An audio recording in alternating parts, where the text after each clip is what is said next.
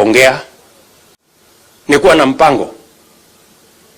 Na mpango si kuweka sufuria kwa kichwa ati ndio gharama ya maisha ikuje chini. Ama namna gani?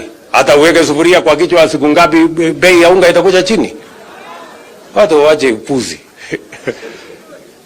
Gharama ya maisha itapanda kwa mpango. Na mpango ni kusaidia mkulima. Na ndio sababu for the first time tumesajili and we have registered 5 million farmers. So far we have distributed 3.5 million bags of fertilizer. We are now working on seeds. Mwaka huu kwa mapenzi ya Mungu, we will try and close the gap ya almost 10 million bags ambaye inatuletea shida, kwa sababu ndio inatuletea shida ya njaa. We must progressively invest in agriculture.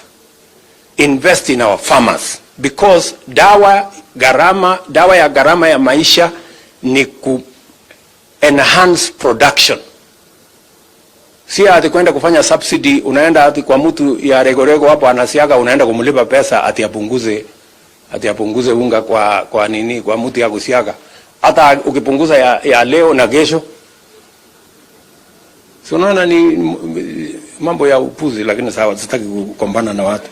Lakini kwa mpango, hii budget nimeweka sasa pesa zaidi ya mambo ya kusaidia wakulima watuzalishie chakula, because mimi nimekuwa waziri wa kilimo. I know what I am doing, and that is how we are going to change our country. Hatuwezi kupunguza gharama ya maisha kwa kuongea tu kiholela.